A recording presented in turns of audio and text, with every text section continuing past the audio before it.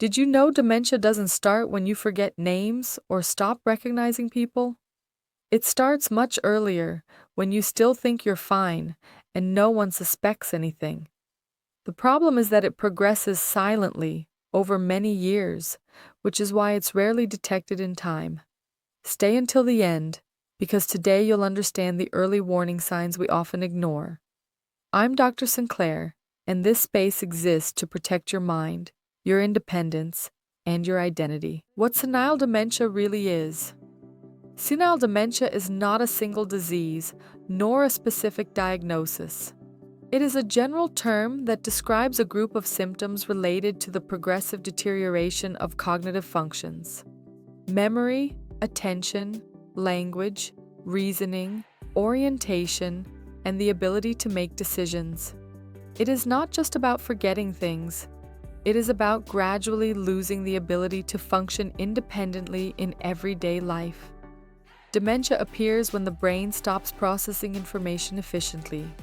Neurons communicate less effectively, connections weaken, and certain brain areas begin to fail. This process does not happen suddenly. It builds slowly over years, and often goes unnoticed because the first changes are confused with normal signs of aging. Aging is not the same as losing mental functions. With age, it is normal to take a bit longer to recall a name or to need more time to learn something new.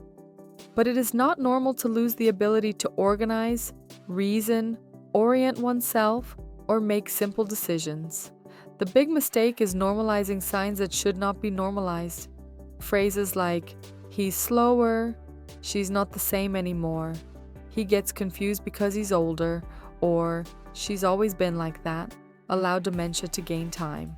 And in this process, time is crucial. The earlier changes are detected, the greater the chance of slowing the deterioration.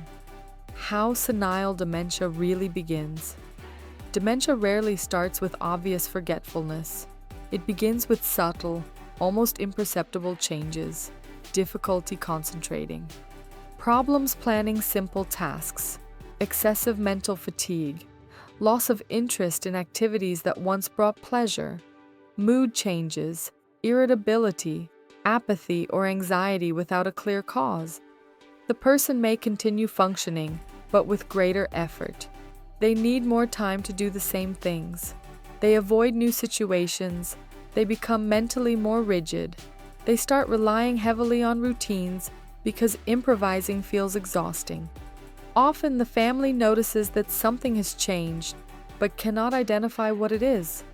And because there is no pain, no fever, and no obvious symptom, it is ignored. What is happening in the brain? Long before dementia becomes visible, the brain is already changing. Abnormal proteins accumulate, brain metabolism is altered, circulation decreases, and chronic low-grade inflammation develops. Neurons do not all die at once. First, they lose efficiency. Then they lose connections. Finally, some stop functioning altogether. It is like an electrical grid where the wires are still there, but the current is weak.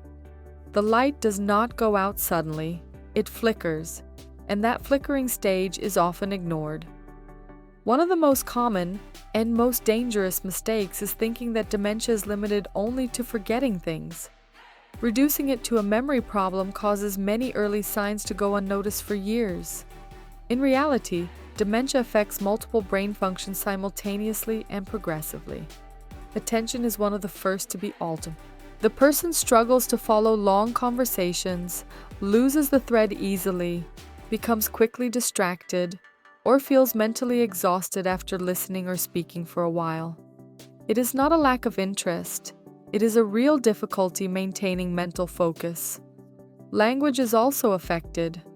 Frequent pauses appear while searching for words. Incorrect terms are used.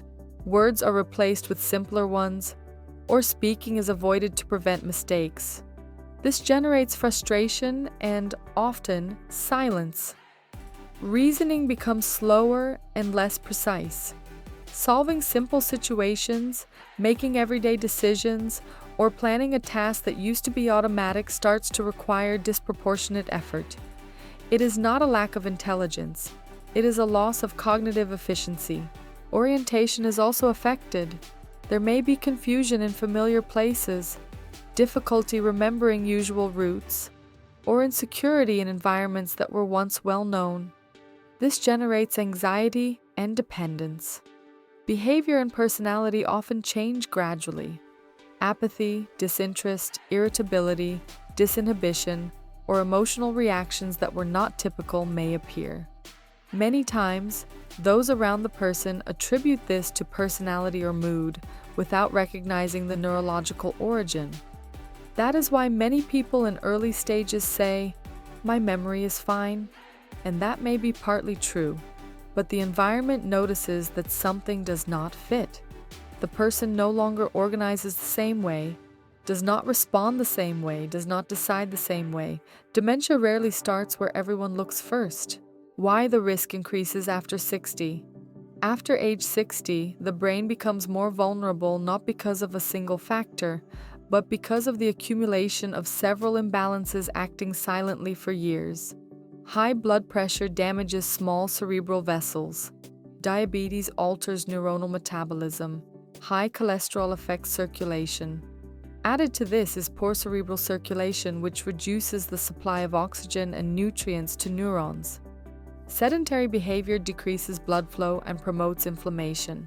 A diet poor in essential nutrients deprives the brain of what it needs to repair itself. Social isolation and lack of mental stimulation reduce brain activity. Poor sleep interferes with the brain's cleaning mechanisms. Chronic stress keeps the nervous system in a constant state of alert, accelerating neuronal wear. Dementia does not appear simply because years pass. It appears when the brain spends too much time exposed to these conditions without correction.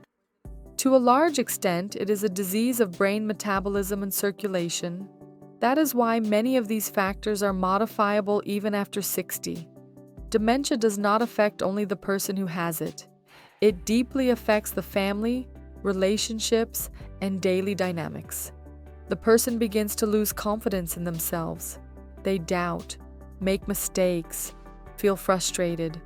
Little by little, they stop making decisions for fear of failing, deciding for them, organizing for them. At first, it seems like help. Over time, it becomes substitution.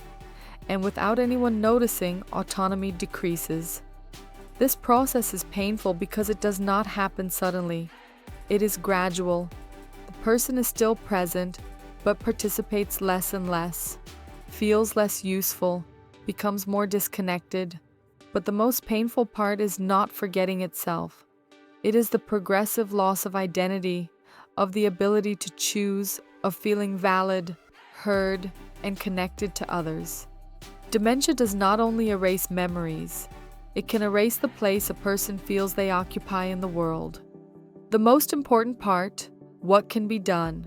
Here comes the most important and hopeful message. Dementia cannot always be prevented, but it can be delayed and slowed when action is taken in time.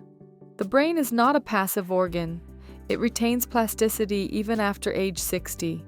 Controlling blood pressure, blood sugar, and cholesterol directly protects the brain. These factors do not only protect the heart, they preserve cerebral circulation and reduce silent neuronal damage. Sleeping well is essential.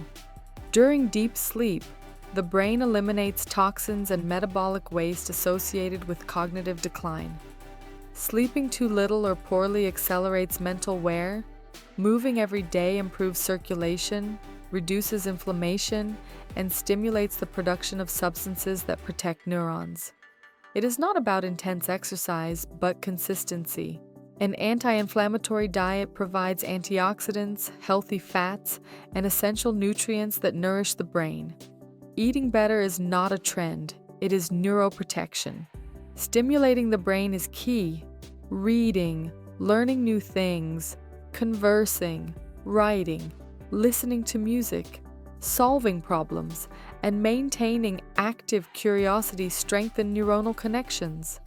A brain that is used adapts. A brain that is challenged is protected. Social connection is a fundamental pillar. Human interaction activates multiple brain areas at the same time. Isolation accelerates deterioration. Connection slows it down. Caring for the mind is not waiting for something to fail. It is acting while there is still room to act. Because the earlier the brain is protected, the more independence, identity, and quality of life are preserved. Talking about senile dementia is not about creating fear. It is about creating awareness. The brain's greatest enemy is not age. It is ignoring early signs and resigning oneself to losing functions that can still be protected. The earlier action is taken, the more independence is preserved. Caring for the brain is caring for who you are, how you decide, and how you live. Now tell me honestly, have you noticed changes in your memory, your concentration, or your way of thinking that were not there before? Write it in the comments. And if you made it this far, write, I take care of my mind. Because yes, health comes first.